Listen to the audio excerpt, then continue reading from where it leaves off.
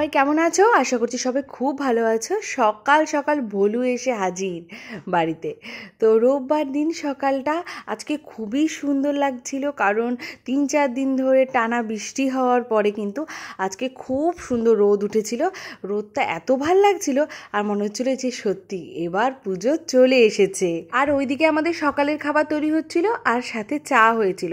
তো চাটা এখন আমি খাই না, চা অত খাওয়াও নাকি ভালো না। তো চাটা মানে দুধ চাটা অ্যাভয়েডই করি, হঠাৎ বিরাতে লাল চা একটু একটু খাই। সেটা তো তোমরা জানোই যারা আমার ব্লগ দেখো। তো যারা নতুন আছে তাদের জন্য আরেকবার বলে দিলাম আর কি। তো কিন্তু রোববারটা না আমি একদম বাধা ধরা রুটিনটা মানি না। সপ্তাহে প্রতিটা দিনই তো রুটিনের মধ্যে চলি। এই 10টার মধ্যে ভাত খেয়ে নিই, সকালে উঠে বাদাম, কাজু বাদাম, খেজুর এগুলো খাই। তো রোববার দিনটা না আমি সব কিছু বাদ রাখি, বাদ রেখে একদম নিয়ম থেকে বেরিয়ে গিয়ে নিজের ইচ্ছা মতন চলি আর কি। তো ওই জন্য রোববারে সকালবেলা দুধ চা খেয়েছি পপ দিয়ে বসে বসে অনেকক্ষণ ধরে। তো আমার বড় সামনে বসেছিল, ওই ভিডিওটা করছিল আজকে। তো যেহেতু রোববার ছুটি, তো একটু পরে ও টিউশনের জন্য ওর স্টুডেন্টরা চলে আসবে। তো তার আগে বসে বসে যে চাটা খাচ্ছিলাম আর কি।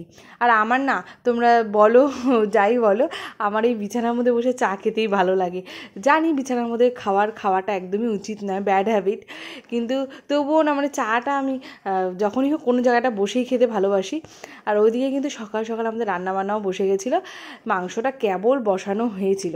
আর ওইদিকে ওর আঁকা স্টুডেন্টরা চলে এসেছিলো। এই মেয়েটা না বড় ভালো আঁকে, খুব সুন্দর আঁকে, ওর আঁকার হাতটা খুব সুন্দর, প্রথম থেকেই দেখছি। আর এই দিকে হচ্ছে মাছের মাথা বাঁধা হচ্ছিল সাথে, আর এদিকে মাংসটা আজকে একটু লাইট মতন করে হবে, কারণ আমার বর না আমার এই প্রেগনেন্সির পর থেকে শুধু লাইটই খেতে চায়, যাতে কোনো কিছু সেরকম রিচ না হয়। কিন্তু তবুও তো আমার ঝাল ছাড়া আমি খেতে পারি না, ওই জন্য ঝালটা আমি খেয়েই ফেলি। তবুও যখনই রান্না হয় তখনই ও বলে যে মানে যাতে মানে মশলাপাতি একটু কমই থাকে, একটু লাইট থাকে। কিন্তু আজকে সেরকম গরম ছিল না, কারণ দীর্ঘ 3-4 দিনের পরে আজকে রোদ উঠেছে। তো জানি না এর পরে হয়তো গরম লাগবে, কারণ এখন তো সকালবেলার দিকটা ছিল, তো সেই জন্য তখন বুঝতে পারছিলাম না। আর মাঠের থেকে এত সুন্দর হাওয়া আসছিল না। আর ওই যে দূরে ও যে হাত দিয়ে দেখাচ্ছে, ওই দূরে কাশফুল ফুটে আছে, কি ভালো লাগছিল দেখতে। আর যখন বৃষ্টি হচ্ছিলো না, আমি ভাবলাম এই মা কাশফুলগুলো মনে হয় কীরকম নেতিয়ে গেল। আর এই দিকে আমার বর নিয়ে এসেছিলো ওদেরকে, মানে ওদের আঁকা টাকা কমপ্লিট করে দিয়ে ওদের জন্য আইসক্রিম, টিচার্স ডেতে ওরা গিফট দিয়েছিল। তো তার পরের সপ্তাহে ওরা আসতে পারেনি একজন, তো সেই জন্য এই সপ্তাহে ওদেরকে জিজ্ঞাসা করা হয়েছে যে তোরা কী খাবি। ওরা বলেছে আইসক্রিম। তো কী আইসক্রিম খাবি সেটাও বলেছে কর্নেটো খাবো। তো সেই জন্যেই তা আমিও না বাচ্চা হয়ে গেলাম, আমিও বলেছি আমিও কিন্তু স্টুডেন্ট, সুতরাং আমারও মানে আইসক্রিম লাগবে আর কি। তো আমিও জোর জবরদস্তি করে আইসক্রিম নিয়েছি। আমার আইসক্রিম খাওয়াটা বারণ আছে, ওই জন্য আমাকে আইসক্রিম সেরকম খেতে দেয় না। তো খাবার তো সবই বারণ করেছে ডাক্তার, বাইরের খাবার আর কি। তো বাইরের খাবার তো খাওয়াই হয় না তেমন কোনো সময়। তো এই টুকটাক একটু আইসক্রিমটাই খাই, যা গরম পড়েছিল কিছুদিন আগে, আইসক্রিম না খেয়ে উপায় কী। তো এই আইসক্রিমটাই খাই। এবার কোল্ড ড্রিঙ্কস তো বারণ আছে, কোল্ড ড্রিঙ্কসটা খাই না, কারণ কোল্ড ড্রিঙ্কসে সোডা থাকে। আর আমি যতদূর জানি মানে চকলেটটা না খাওয়াই এই সময় ভালো, সেটা চকলেট আইসক্রিমের কথা বলছি না আমি, চকলেটটা না খাওয়াই ভালো। তো সেই জন্য না আমি চকলেট আইসক্রিমটাকেও অ্যাভয়েড করি, খেলে পরে এই বাটারস্কচটাই আমি খাই। তো তোমরা একটু বন্ধুরা আমাকে একটু কমেন্ট করে বলবে, মানে আমি তো ঠিক জানি না, তোমরা কেউ জেনে থাকলে আমাকে একটু বলবে যে চকলেট আইসক্রিমটা খাওয়া যায় কি না এই সময়, মানে আমি এটা ঠিক জানি না, একটু প্লিজ কমেন্ট করো তোমরা যে জানো। আর এইদিকে এই বাঁ দিকেটা আমার বরের আঁকা আলপনা, তো ওকে দেখে এই পাশে আঁকতে দিয়েছিল, কিন্তু আমি এটাই বুঝছি না একই ডিজাইন, ওরটা এত কি সুন্দর ভরাট হলো, আর ওইদিকে ওরটা আবার যে এঁকেছে তার আবার হচ্ছে ছোটো মোটো হয়ে গেল। আর এইদিকে যে ও চলে যাচ্ছে এখন আমার ডাক্তারের কাছে আমার ব্লাড টেস্টের রিপোর্টগুলো নিয়ে। এই সপ্তাহে আর যাওয়া হয়নি বৃষ্টি করে।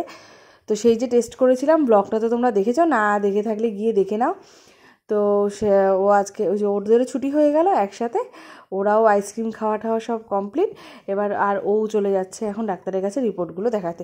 যদিও আমি নিজে রিপোর্টগুলো দেখেছি, কারণ ওই সুগার, থাইরয়েড, হিমোগ্লোবিন এগুলো তো নিজেরাই দেখা যায়, দেখেছি রিপোর্ট ঠিকঠাকই আছে। তো সেই জন্য অত টেনশানে ছিলাম না।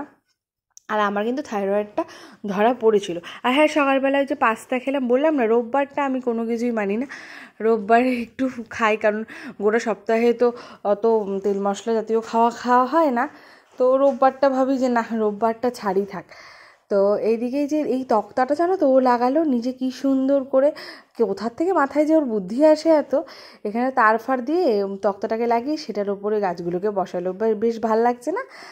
আর তারপরে এই যে বারান্দাটা পরিষ্কার করছিলো, বারান্দাটা অনেক দিন ধরে বেশ নোংরা হয়েছিল, তো বারান্দাটা পরিষ্কার করছিলো, সেই জন্য গেঞ্জিটাকে চেঞ্জ করে নিল, বললো যে যে গেঞ্জিটা একটু নোংরা আছে, যেটা ধুতে হবে, সেই গেঞ্জিটা পরে নিয়ে এগুলো করে। আর এদিকে ঘরটার সব মুছেছে।